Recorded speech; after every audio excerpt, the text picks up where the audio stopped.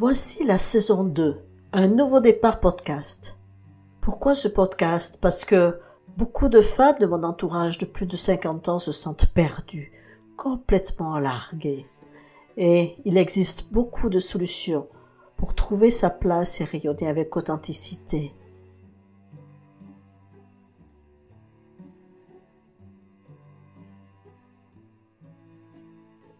Oses-tu exprimer tes croyances, tes opinions? As-tu le sentiment de ne jamais être à la bonne place? Moi aussi, j'ai répondu affirmativement à toutes ces questions. Et puis, j'ai utilisé toute mon énergie à faire comme si tout allait bien. Jusqu'au jour où je n'avais plus d'autre issue que de partir à la recherche de moi-même. Je vais te raconter mon histoire, mon voyage, et comment maintenant je réponds d'une nouvelle manière à ces questions-là. Bienvenue dans Choisis ta vie, je m'appelle Catherine Pénoite. Laisse-moi t'emmener à travers mon parcours de petite fille timide à podologue, puis révérende aux Philippines. Ce périple a façonné la femme épanouie que je suis aujourd'hui. Je vais pouvoir partager avec toi les leçons enrichissantes et les découvertes fascinantes que j'ai faites sur l'être humain et son fonctionnement. Tu découvriras des techniques pratiques et faciles de transformation et tu trouveras, j'en suis sûre, le chemin de la reconnexion à ton âme afin de pouvoir rayonner avec authenticité.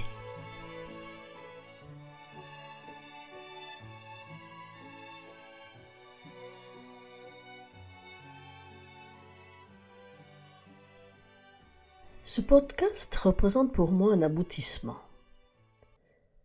Quelque part, c'est la mission de ma vie. Je suis timide au départ et ce n'est pas facile pour moi toujours de parler. Mais par contre, j'aime beaucoup parler devant du monde, devant une assemblée. J'aime beaucoup exprimer ce que je ressens, partager mes connaissances. Des obstacles, j'en ai rencontrés, parce que sinon, il y a bien longtemps que je l'aurais fait, ce podcast. Peut-être que vous aussi, ça vous arrive de douter, de procrastiner. Je crois qu'on a souvent ce côté-là, de doute, de manque de confiance en nous. Et pourquoi je le fais juste maintenant? Parce que pendant très longtemps, je me taisais, je n'osais pas m'exprimer, je n'osais pas dire ce que je pensais, je n'osais pas exprimer mes émotions, exprimer mes idées, exprimer ce que je ressentais. Je voulais avoir la paix, tout simplement. Pour moi, c'était « laissez-moi tranquille, ça m'est complètement égal ». Et puis, je me suis rendu compte que ce n'était pas la paix que je voulais, mais je voulais fuir. Je fuyais tout ce qui pouvait être difficile pour moi. Quand on fuit, c'est qu'on a peur, c'est une réaction de défense. Quand on a peur, le corps réagit de deux manières, c'est la fuite ou l'attaque. Pour ma part, c'était la fuite. J'avais peur de la confrontation, j'avais peur du jugement des autres, j'avais peur de ne pas être aimée. Qu'est-ce qui a fait qu'un jour, je me suis dit, ça va pas, faut que ça change. J'étais trop mal. J'étais beaucoup trop mal à l'intérieur de moi. L'extérieur était parfait. Tout allait bien. J'avais tout pour être heureuse. J'avais un travail qui fonctionnait bien. J'étais podologue. J'avais 3 enfants en parfaite santé. Un mari qui travaillait. Nous avions une belle maison. Tout allait bien. Tout allait bien, sauf que à l'intérieur de moi, c'était pas bien du tout. C'était un bazar indéfini. C'était un mal-être. Peut-être que vous connaissez ça vous aussi. J'ai compris qu'il fallait changer, qu'il fallait trouver des solutions. Alors ça s'est pas fait du jour au lendemain, mais c'était à ce moment-là que j'ai commencé à faire mes formations de développement personnel. Donc j'avais déjà fait la méthode Silva, C'est-à-dire que j'avais appris le pouvoir de la pensée créatrice, la visualisation, ce qui m'avait déjà donné de beaux résultats. Mais ce n'était pas suffisant. Donc je me suis tournée vers les Canadiennes, j'ai fait des formations avec Lise Bourbeau et une formation complète avec Claudia Rainville pour comprendre enfin ce qu'il m'arrivait. Donc j'ai découvert tous les blocages émotionnels qu'on peut avoir, comment notre corps réagit. J'ai énormément appris sur le corps humain et le pouvoir des émotions. Et j'ai aussi appris sur moi.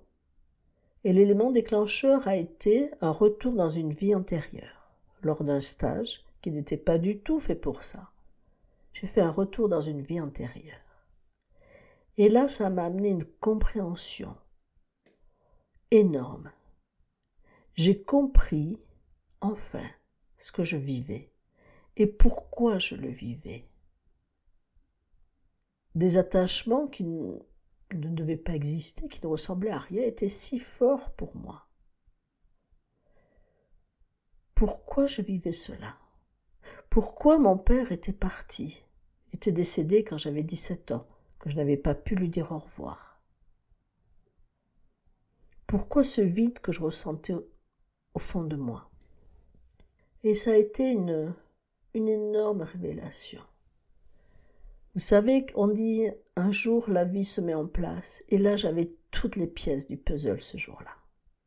Ça a été vraiment une belle histoire, qui avait été très douloureuse, mais qui était très belle en réalité. Donc j'ai pris la décision j'ai quitté mon mari, j'ai changé de travail. Et puis il y a eu un autre moment très important dans ma vie, c'est celui où j'ai arrêté de fumer. Où j'ai décidé d'arrêter de fumer définitivement. Et ce jour-là, je me suis autorisée à faire des formations de soins énergétiques. Parce que jusque-là, je trouvais que quelqu'un qui fume ne peut pas faire de soins énergétiques. C'est comme si le fait de fumer m'empêchait d'aller vers cette dimension-là. On se met des blocages quelquefois un peu bizarres. Et donc, je suis partie en formation, j'ai rencontré Luc Baudin, j'ai fait tout ce processus. J'ai fait d'autres formations aussi avec un maître japonais. J'ai vraiment beaucoup appris en énergétique, mais j'ai aussi fait une expérience très douloureuse de reconnexion à une vie passée. J'avais une douleur en moi qu'il était impossible de faire passer. Malgré tout ce que je connaissais, malgré toutes les personnes que je côtoyais à l'époque, cette douleur ne passait pas. Donc je me suis dit, il faut aller voir encore plus haut, aller plus loin, il faut trouver la solution. C'est là que je suis allée aux Philippines. Il n'y a pas de hasard dans la vie. Je suis allée à la rencontre des guérisseurs philippins. Ce qui pour moi, il y a quelques années en arrière, paraissait complètement fou. Et je suis allée voir ces guérisseurs de la foi, qu'on appelle aussi les chirurgiens à main nue. Ce sont des personnes qui se connectent à l'Esprit Saint, qui font partie de chapelles spirites. Les Philippins sont c'est le seul pays d'Asie qui est catholique. Pourquoi? Parce qu'ils ont été colonisés par les Espagnols. Et les Espagnols leur ont amené la Bible et la religion catholique. Et certains n'ont pas souhaité prendre toute la religion catholique, mais ils ont pris la Bible. Et ce qui est écrit dans la Bible, pour eux, c'était réel. Et donc, ils ont fait tout leur travail, toute leur spiritualité est basée sur la Bible. Et ça, c'est quelque chose qui m'a beaucoup plu, ce passage direct. La première fois que j'y suis allée, je me suis tout de suite sentie chez moi. J'étais de retour à la maison. J'étais dans une spiritualité dans laquelle je me retrouvais. Quelque chose de simple, de facile, où vraiment régnait l'amour. Quelques mois après, j'y suis retournée, bien sûr, et j'y suis encore retournée. En tout, j'y suis allée plus d'une dizaine de fois. J'y suis restée entre 3 et 6 semaines. J'ai accompagné des personnes qui venaient en soins.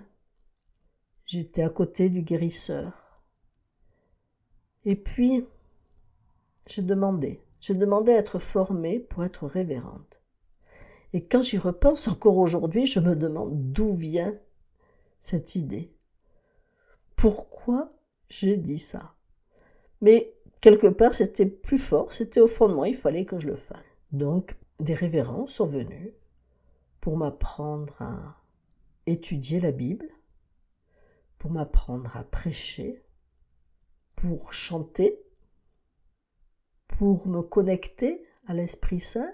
Donc, c'était beaucoup d'exercices de canalisation, des exercices de médiumnité, et j'ai terminé par les soins. Donc cette formation m'a pris 2-3 ans. Donc j'étais formée par Alex Orbito, qui est un des plus grands guérisseurs et qui est décédé au cours de ma formation. Donc ensuite j'ai continué avec une amie à lui, Niebes Lupas, Sister Niebes Lupas.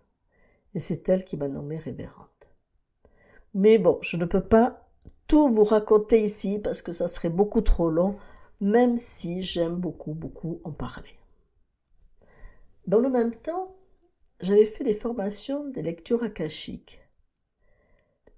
L'akasha, c'est la mémoire de l'univers. Tout ce que nous pensons, tout ce que nous ressentons est inscrit dans l'akasha. Et quand on fait une lecture des archives akashiques, on ouvre le livre de la vie, de notre vie. C'est l'histoire de notre âme. 4 fois j'ai fait cette formation, parce que je voulais vraiment que ce soit intégré au fond de mon cœur, au fond de moi, que ça fasse partie de moi. Et cela m'a amené à trouver les solutions en moi, à poser la question et à ressentir vraiment ce qui était juste pour moi. Parce que l'information directe est vraiment quelque chose que je trouve primordial. Il y a tellement de personnes qui donnent leur avis, par rapport à elles-mêmes d'ailleurs, à leurs expériences. Et souvent, quand j'écoutais les conseils, je me plantais un peu. Ce que je veux partager, c'est aider les personnes à se connecter à elles-mêmes, comme moi je l'ai fait, pour que chacun trouve ses solutions. Parce que les solutions, elles sont à l'intérieur de nous. Les obstacles que j'ai rencontrés ont été des croyances. Cela m'a beaucoup ralenti. Tout ce qu'on nous a enseigné quand on était petit, tout ce qu'on a entendu, tout ce qu'on a voulu croire. Je ne suis pas à la hauteur, ça vaut pas la peine. Je ne suis pas comme les autres, j'ai rien à dire. Et toute la vie, il faut comprendre, intégrer quels sont nos obstacles pour pouvoir les dépasser.